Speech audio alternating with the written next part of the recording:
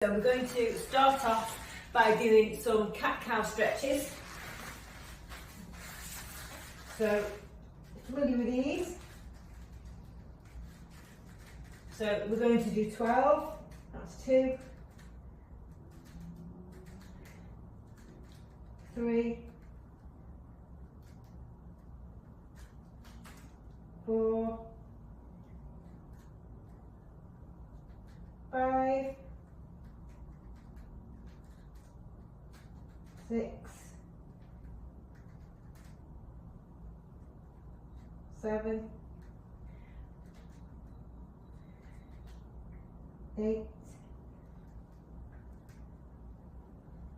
9, 10, 11, and 12, and then you're going to a flat back and you're lifting one arm up towards the ceiling to twist, and then the other side. So we'll do 12 of those as well. 2, 3, 4, 5, 6, 7, 8, 9, 10, 11, last one, and 12, and then you're going to sit down and we're going to do some hip openers. So knees are bent, trying to get this knee to the floor and then just twisting round. Okay, so we're doing 12 of those as well. That's 3, if you're on the squeaky floor. 4, 5, 6, 7, 8, 9, so lean in a little bit as you get a little warmer. 10, 11, and 12. And then lying on your back, I'm going to do dead bugs. Now, important part, and really important for running here, is thinking about the gap between your ribs and your hips, pulling in very slightly, so you're sort of pushing the lower back into the floor but not fully flattening the arch, lifting up, and we're trying to keep that distance between the ribs and hips stay the same as we do these. 1, 2, 3, 4, 5, 6,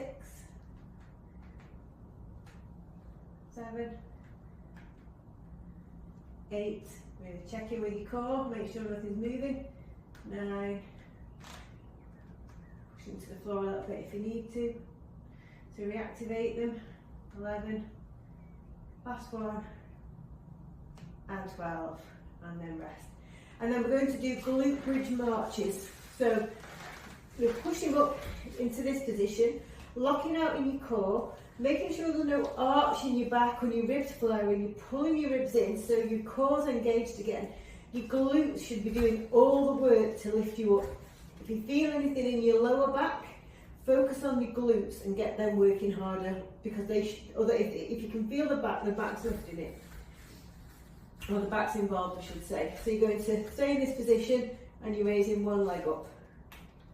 And then swap over. Really feel the glutes stabilising you. Trying to minimise any wobble as you transition between legs. That's 5. We're going to do 12. Really squeeze into the glutes. 6. Push through the heel as well. 7. That'll help you connect with the glutes a bit more. 8, 9, 10, 11, last one, 12, and then down.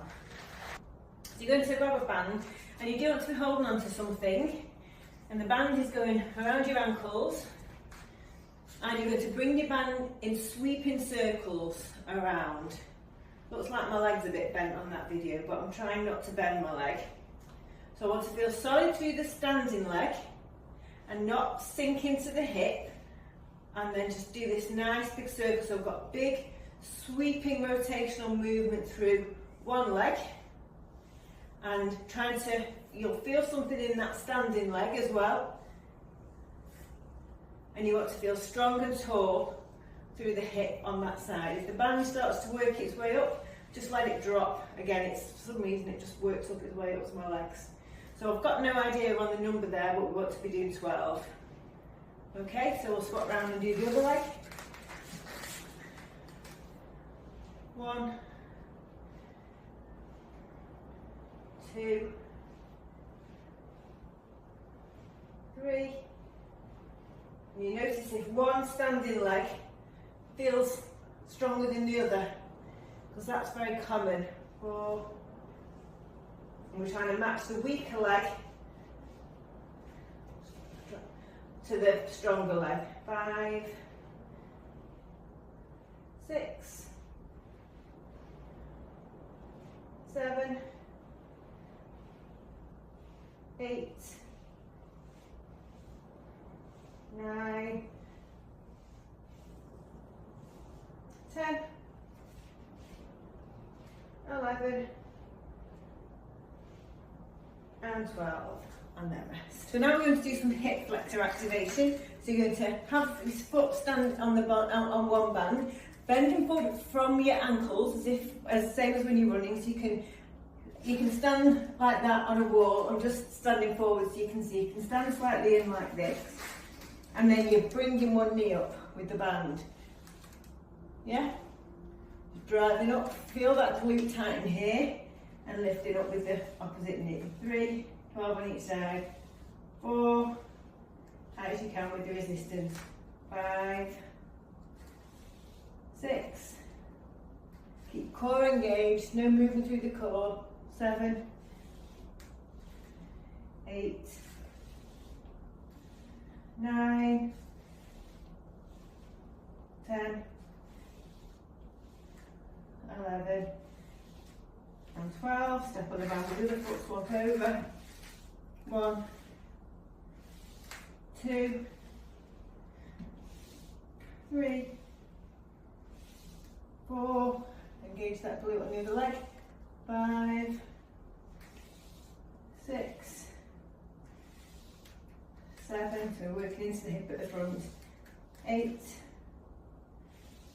9, 10, 11, and 12. Good. So we're going to keep the band on. This time, we're going to keep the band on. This time we're kicking out at 45 degrees to the back. Okay? So 1, 2, 3. Again, keep this engaged. Just kick back. Shouldn't arch through the back. Shouldn't let that core go. 6, 7, and you're holding on to something all the time. You don't want to have no balance. We need to just feel the engagement through the leg. 10, the core solid through this leg. 11, and 12, and then we're going to just go that way. 1. So keep this core engaged. You don't want to arch your chest or flare your ribs so you arch through the back. You want to keep this locked in and pushing out, feeling the glute really powerfully. 1, that's 2, sorry. 3, 4, 5, 6, 7, 8, engage all the time, check in. 10, 11, and 12. Okay, so now we're going to get the band further up around our knees, and we're going into a squat. We want to make sure our knees are tracking over our toes, especially as we push out side to side. We don't want to sort of collapse in. We're really working on pushing out. So, haven't got much room on the camera. You could go quite far to one side and then back, depending on how much space you've got, but I'm just going to go side to side. 2, 3, keep it nice and deep. 4, sit back into your hips, you can feel it on your knees. 6, 7, 8, 9, 10, 11, and 12, and then rest.